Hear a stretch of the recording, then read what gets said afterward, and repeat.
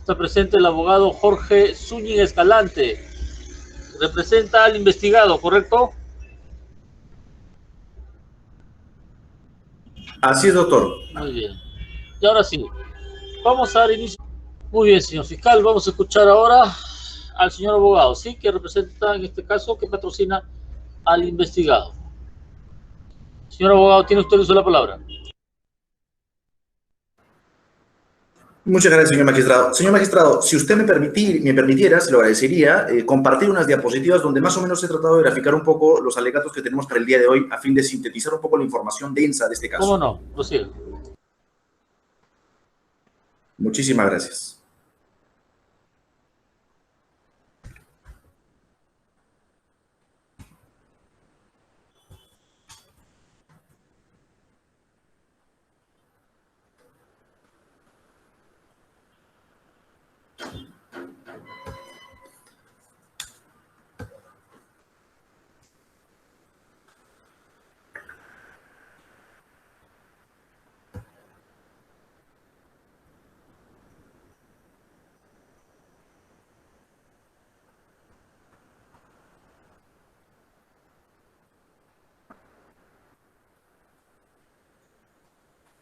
Listo. Señor magistrado, en principio, nosotros tenemos a bien solicitar su despacho en virtud del artículo 77.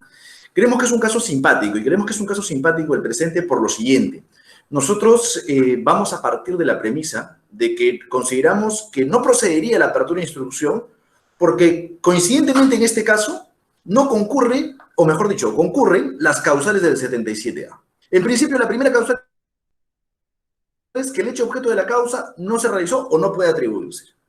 Sobre eso, aunque es cierto que podríamos entrar a discutir ampliamente, no se ha corroborado y no hay forma de determinar, entiendo que la instrucción seguramente ayudaría a ello, pero a priori no se ha determinado que el artículo que redactó mi patrocinado sea el mismo que está publicado.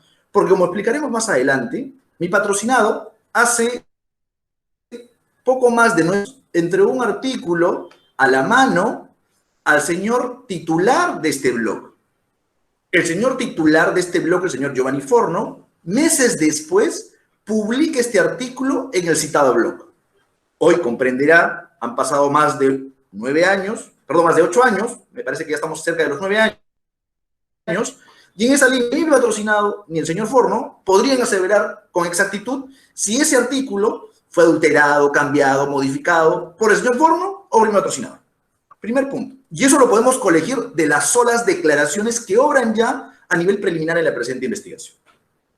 Si es que eso no fuera suficiente,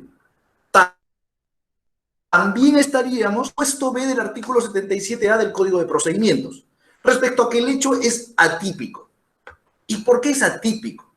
Porque en este caso no estamos hablando que mi patrocinado ha presentado una obra como si fuera suya. Lo que está planteando el señor fiscal, y lo vamos a ver en los gráficos siguientes, es que mi patrocinado no ha cumplido la rigurosidad científica del citado APAGA, Michigan o cualquier otro. Y es que la pregunta es, y probablemente eso es lo que de repente esperaría la fiscalía de este juzgado, que determine que la falta de citado en un blog de naturaleza personal, que es cierto, puede estar difundido al público, exige la rigurosidad académica como para que tenga que tener el citado APA o el citado Michigan o cualquiera de los sistemas de fuentes de citados. Porque lo contrario va a equivaler a decir que este juzgado y esta fiscalía que está imputando tendrá que abrir investigación contra portales web como El Rincón del Vago, Wikipedia, monografías.com, donde hay una cantidad increíble de trabajos de investigación, donde muchos de ellos no se ha hecho el citado correcto o el citado conforme a un determinado tipo de citado, llámese APA, Michigan y demás. En esa línea, por esta razón, esta conducta resulta completamente atípica.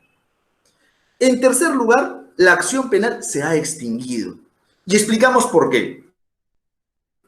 Mi patrocinado es a laborar al Congreso de la República en el año 2004. En el año 2011 entrega el artículo, en junio del 2011, ojo, hace más de 8 años de que se inicia esta investigación preliminar, le entrega. Ni mi patrocinado ni el señor Giovanni Forno recuerdan si se lo entregó en un CD, por correo electrónico. Ninguno recuerda, obviamente, 8 años. Posteriormente, el 5 de agosto del 2019, mi patrocinado es designado como funcionario en el Congreso de la República, un foro completamente político, en plena coyuntura de conflicto de poderes entre el Ejecutivo y el Legislativo. Como consecuencia de esto, se emite a las 2 semanas de nación, se emite en el programa América Noticias una nota donde se cuestiona la legitimidad de mi patrocinado para el cargo en virtud de un supuesto plagio en mérito a esto. En razón a ello, el 16 de agosto, el Ministerio Público decide iniciar investigación. En esa línea, desde el momento en el que mi patrocinado entregó el artículo, el 16 de junio del 2011, a la fecha que se inicia la investigación preliminar, el 16 de agosto del 2019, habría transcurrido ya el plazo de prescripción ordinario correspondiente a la presente causa, por lo cual no correspondería que se continúe con la investigación. Por esa razón, consideramos, primero, que no hay fundamentos para siquiera entrar a discutir el tema de fondo. Pero en el supuesto negado que su despacho estimara conveniente que se aperture investigación, reiteramos, tendríamos que de inmediato comenzar a abrir investigación contra portales como El Rincón del Vago, Wikipedia, Monografías, Facebook, Twitter y cualquier otro portal que no cumpla con la rigurosidad académica. Y explicamos por qué. Porque, claro, su judicatura podría especular que de repente esta defensa está exagerando un poco los hechos que son objeto de denuncia. Pero, como usted va a poder identificar en el mismo cuadro que gentilmente ha elaborado el Ministerio Público, pero que además, contrario censo a lo que pretende proteger... Señor abogado, disculpe usted, ¿sí? Mi judicatura no especula nada de ninguna parte procesal o sujeto procesal en una audiencia. Por favor, le rogaría que se refiera con mayor cuidado a esta judicatura, ¿sí? Okay. Por favor, se le exhorta... Por supuesto, le pido la disculpa al caso. Primera vez, ¿sí? Sí, ok, muchas gracias. En esa línea, si es que se aperturara instrucción, en todo caso correspondería que también se inicie investigación a los portales antes señalados. Pero en esta misma línea, bajo el bien jurídico que pretende proteger el Ministerio Público, que es la autoría, resulta relevante cuanto menos 2 situaciones. Y estas son 2 situaciones que voy a poner en conocimiento de su judicatura para que puedan ser valoradas en su oportunidad. Por alguna razón que desconocemos, el Ministerio Público decidió no convocar esta defensa al momento de la declaración del señor periodista que supuestamente elaboró esto. Por lo cual esta defensa, además de no participar, no pudo hacer preguntas orientadas a la investigación, restringiendo ampliamente el derecho de defensa. Pero, ¿por qué era relevante nuestra participación en dicha diligencia y que permite coadyuvar con esto? Porque usted va a poder verificar del propio cuadro elaborado por el Ministerio Público que hay una serie de autores, ¿no es cierto?, que señala que se han plagiado. Sin embargo, no existe editorial alguna. Por lo cual el Ministerio Público lo que ha hecho es dar por cierto lo que ha dicho el reportaje periodístico y no ha verificado siquiera si existen las obras. Claro, yo también voy a googlear y usted podrá googlear y va a poder identificar que en efecto se señala que esos autores se corresponden con esas obras, pero no ha tenido la oportunidad de saber siquiera cuál es el editorial de cada obra a las que supuestamente se está plagiando. Lo que permite evidenciar que a nivel preliminar la Fiscalía no ha tenido forma de determinar que en efecto existiría siquiera un supuesto de mal citado de fuentes. Pero en esta línea me permito aterrizar en cada uno de los mal citados de fuentes que utiliza supuestamente el argumento de la Fiscalía. La Fiscalía, lo que tenemos en el primer recuadro, es el artículo planteado por mi patrocinado. El segundo es el que supuestamente ha sido copiado del señor Rodrigo Pineda Garfias. En teoría, es que en efecto hay una identidad. Sin embargo, lo que vamos a identificar nosotros es que aquí se evidencia probablemente una inadecuada cita bibliográfica, pero que la cita no podía citar siquiera al señor Rodrigo Pineda Garfias porque no es una cita del señor Pineda Garfias, es una cita del señor Atienza y Casamilia. Sin embargo, como ustedes van a verificar en ese mismo texto, mi patrocinado habla de Atienza y Casamilia. Claro, no hay un pie de página, no hay editorial y todo lo demás, porque se trata de un medio informal, es un blog, no es un libro de investigación científica. Es más, si usted estimara que se da la instrucción, nosotros hemos conseguido aportar no uno, sino la opinión de varios expertos donde van a certificar la diferencia entre un artículo de investigación científica que requiere justamente este tipo de citas. Porque para lo demás están los comités de ética, están los comités revisores, y finalmente los blogs son tan libres que no tienen una rigurosidad académica como la que pretende exigir el Ministerio Público. En la segunda, el patrocinado, que ya está copiando la idea de Rodrigo Pineda Garfias, en efecto señala, y dice así, señala a Rodrigo Pinedas Garfias, y entonces lo está citando. Reitero, no hay un pie de página como cita las normas APA y demás, pero lo está citando y lo está reconociendo mi patrocinado. Entonces, es más, si es que esto fuera así, no me quiere un supuesto de plagio. Nos vamos a otra página. En otra página se señala que mi patrocinado se ha copiado. La idea, nuevamente, del señor Rodrigo Pinedas Garfias, pero en realidad lo que hace el señor Rodrigo Pinedas Garfias es citar a Montesquieu, y lo que hace mi patrocinado, cita a Montesquieu. Entonces, aquí tendrá que decidir en todo caso, si usted decidiera apertura de instrucción, si es que es correcto citar a Montesquieu cuando es una cita de cita, o si es correcto que yo cite a Rodrigo Pinedas Garfias. De repente, probablemente mi patrocinado en ese momento tuvo como fuente el libro de Montesquieu y lo citó ahí. No podemos evidenciar, yo a priori, inferir que como cita a Montesquieu y no cita a Rodrigo Pinedas Garfias, como seguramente muchos autores habrán citado a Montesquieu, el artículo es de Rodrigo Pinedas Garfias y no de Montesquieu. En esa misma línea, lo voy a reiterar, ¿no es cierto? Vamos al siguiente párrafo. Al siguiente párrafo dice, el siglo XX ha sido calificado por Carl Smith. Hemos buscado, según el Ministerio Público, esto supuestamente ha sido apropiado del autor Aurelio Menéndez Menéndez. Sin embargo, nosotros el día de hoy estamos incorporando el escrito, explicando este mismo cuadro, adjuntando este listado de links, y se va a dar cuenta que no sabemos si será del señor Aurelio Menéndez Menéndez, pero sí hemos podido identificar que ha sido copiada como reseña de un libro del señor Menéndez en más de una página. Por lo cual, no tenemos idea cómo es que podría afirmarse a priori que se trate de un plagio. Y es más, reitero, estamos hablando de párrafos, no estamos hablando de una obra completa. Estamos de párrafos que han sido probablemente mal citados, si es que queremos exigirle que un blog tenga determinadas características especiales que se les exige a lo que son textos científicos.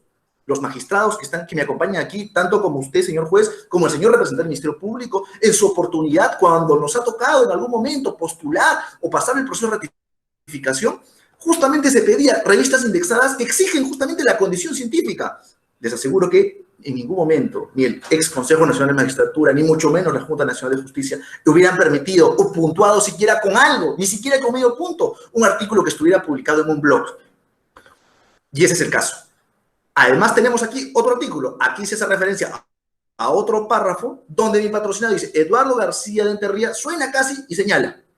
Y nosotros decimos, este producto, dicen que ha sido copiado de Aurelio Menéndez Menéndez. Pero aquí no estamos señalando quién es el autor, Eduardo García de Enterría. Pero además, en efecto, aquí sí debemos reconocer que hay una falta de cita. Pero esta falta de cita no es de mi patrocinado, sino que este texto fue copiado y citado de la página del Congreso de la República. En esa línea vamos a encontrar el siguiente párrafo. El siguiente párrafo dice, la seguridad jurídica, etc., etc., etc., lo que plantea mi patrocinado. Según la Fiscalía, esto es del señor José Luis Echevarría Petit. Pero no podemos identificar que esto sea, porque nuevamente, al igual que en el caso anterior, hemos encontrado 11 páginas en el buscador y en 2 páginas del libro, que es una reseña del libro, por lo cual, ¿cómo podríamos saber si es que esto de verdad le pertenece a José Luis Echevarría Petit? Más aún si, como señalo, en el propio requerimiento del Ministerio Público no se ha señalado la editorial de ninguno de los libros. Si eso es así, ¿cómo podemos asumir que es cierto dicho argumento? ¿Porque lo ha presentado un medio de comunicación? ¿O acaso debemos tomar en cuenta que lo que es comunicación o el periodista, que además ha reconocido que toda esta información la ha obtenido de Internet? ¿Podemos asumir entonces que toda la información que está en Internet es fidedigna? Y a pesar de eso, a partir de eso, ¿justifica el inicio de una investigación contra una persona? Luego tenemos otro artículo, según un informe elaborado por Gaceta Jurídico. Pero entonces, ¿estamos reconociendo a mi patrocinado que esto es una información sacada de Gaceta Jurídica? Los señores dicen, la Fiscalía dice que esto ha sido copiado del señor Walter Gutiérrez, pero nosotros aquí ha reconocido a mi patrocinado que no es una idea propia, ha sido sacado de Gaceta Jurídica. En esa línea, finalmente, debemos hacer presente que el artículo no tiene un sistema de asestados APA, es cierto, porque se trata de un bloque, no exige dicha rigurosidad. Sin embargo, a pesar de eso, a la conclusión de este artículo de más de 15 páginas, tiene una bibliografía donde están citadas las fuentes que mi patrocinado ha utilizado. Puede ser que probablemente para quienes tenemos algún tipo de producción científica eso no sea suficiente, no sea riguroso, y podemos coincidir en ello. Pero, señor juez, no podríamos coincidir que eso justifique la apertura de una investigación, mucho menos de un delito. De lo contrario, solicitamos a su despacho que al amparo del artículo 326, inciso 2 del Código Procesal Penal, se ponga en conocimiento también del Ministerio Público los portales y la investigación de portales como El Rincón del Vago, Wikipedia, monografías.com y demás, que contienen trabajos similares al que tiene mi patrocinado. Estoy seguro que a partir de lo que hemos planteado, su despacho tendrá bien evaluar lo pertinente y solicitamos se disponga no apertura de instrucción en el presente caso.